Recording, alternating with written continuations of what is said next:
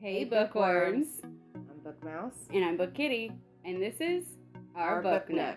This week we'll be visiting Hex Hall, which is book 1 in the Hex Hall series by Rachel Hawkins. So come with us as we go back to high school.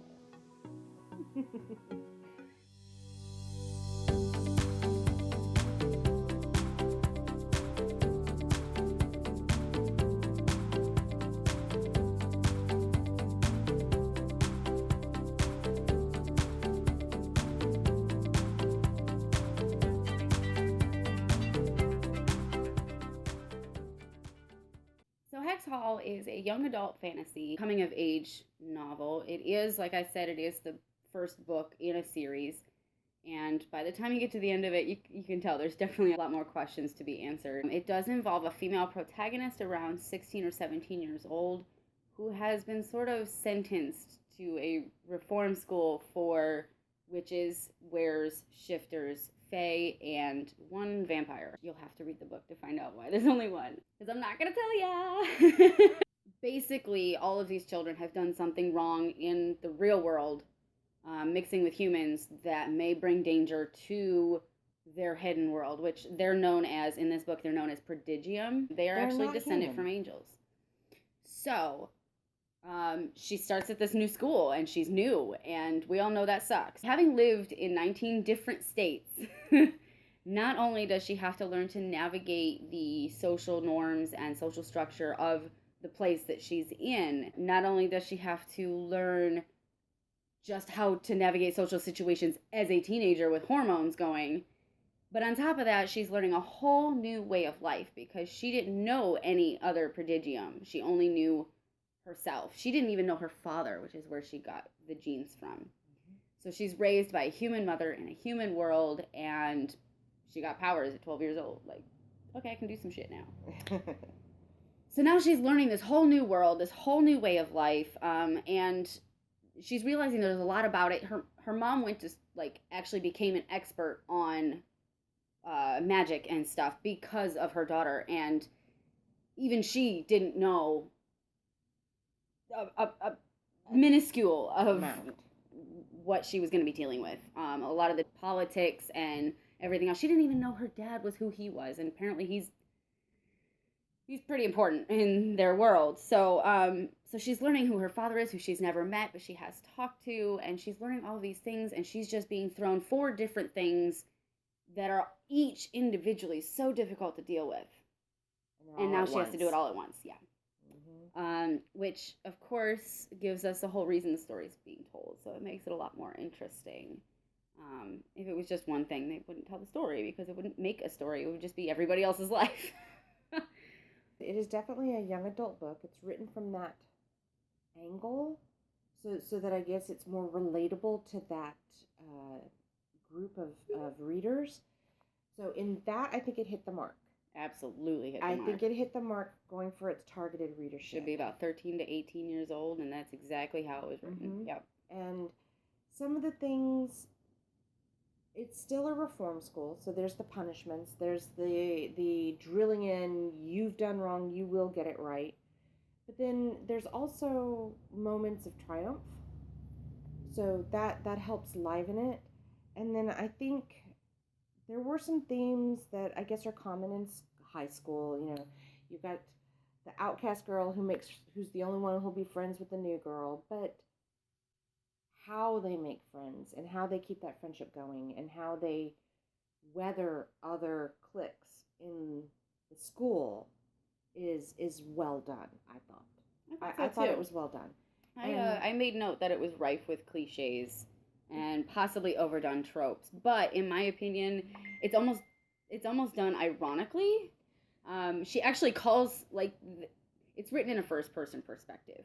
So the character, or I should say the author, by proxy of the character, is literally calling herself out and saying, yeah, I'm using these cliches, but you know what? I'm rocking it, and I'm owning it, and it kind of works for the story because it is a coming-of-age high school type story. So I think it really works in the book's favor in this case. I think you're right. And then I like that you know, you have the mean girls, you have the popular girls, you have the jocks, you have the popular boy that everybody's in love with, and his catty girlfriend, and I like also that how they bring the instructors in. Some of the instructors get fleshed out a little bit, and you realize that I won't say they're only human because they're not, but you realize they have feelings, they have trauma in their lives that have put them in this place. Mm-hmm. And they do. Oh yeah, some of the teachers have been sentenced to be teachers Yes. at this place. So I thought it was interesting that she made a point of that. Yeah. That this is not a we're here to It's not a save our vacation young-" for everybody. No, No, it is not. It is literally a sentence for a couple of the teachers. And I like the way she plays off the different species or different branches of the Prodigium have different interactions. You know, the fae have their reaction, Mm-hmm. the fairies have their reaction to the vampires, to the shifters. The shifters, separate from the wares. Yes. They make it very clear that they are two different types of people. Yes. And I thought that was interesting. There were some places I thought it could be fleshed out a little bit more, a little more detail, but when you have a lot to tell in a short space, you know, but then that leaves it open for the series. You can flesh out the backstories. Yeah. You know, and further down the line, you can flesh out some backstories a little bit because there was some history there. Yeah. Oh yeah. There's that. I mean, that school's been there before it was a school. It's been there a long time, and there's a lot of history. There's so much history. There are ghosts wandering around in loops. It's great. It really is, and I also like that while they're dealing with all this, there's also an outside antagonist. Oh yeah, that you still don't even meet. You don't even meet them. You get hints of them and their atrocities as she starts to learn about. And you're learning about them as she's learning about them. And I thought that was kind of well done. I liked that. That you're growing horror at the antagonist is paralleling her horror at what they're doing. And I thought that was really well done. That you're involving your reader. And I liked that. I try to think of something that I would critique about each book. And I couldn't really consider my feelings on the cliches existence being a critique because I kind of liked how it worked with the book. Funny thing is, the only critique I could find this time is actually not even in the book itself. It's on the cover. Really? Yeah. First of all, I don't see any freckles on this girl. Okay, and now, they made a point about that. They made a couple of points about that. And it is a little hard to see the picture, so I could let that go. But she mentioned that she doesn't like and is allergic to cats, and there's never a cat in the book, yet there's a cat on the cover right next to her. Okay, you have a point. Little inconsistency, and she never wears a green dress. They make a point about her uniform and the dress that she does wear, and it's not that. I wonder if that's a reflection of you-know-who. It could be, but that's still not time period. No, it's not. The dress they described was time period specific for the ghost that you're thinking of. So that really kind of is my only critique. I do like the design a lot. I like the fact that it's like your school life and your regular life kind of reflected. But I mean that's really kind of my only bit of critique because I really did. It wasn't written for me. I'm 32 years old. I'm not 13 to 18. But I did enjoy it, so. And I did too. I mean, I'm older than 32. No. Really? But even I finished the whole book in like a day and a half.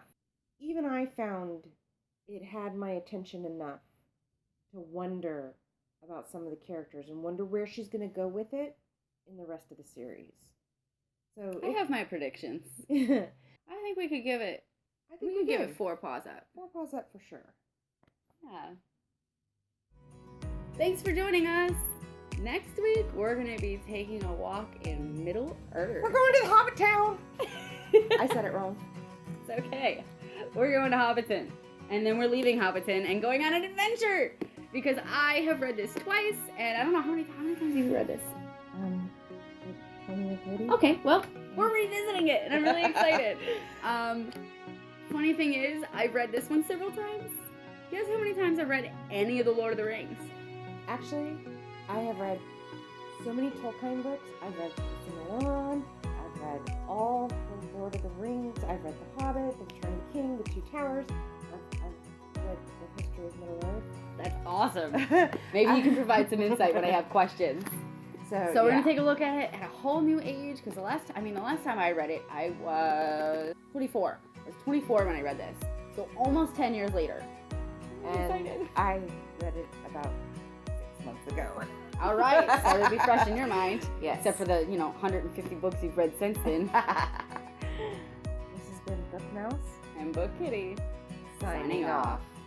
So if you want to know a little bit more about Book Mouse and myself, go ahead and take a look at our newbie booktube tag up here. And if you want to check out my favorite author, check out our video on Love Bites down here. And as always, don't forget to subscribe below and ring that bell so that you get notified every time we upload. Bye.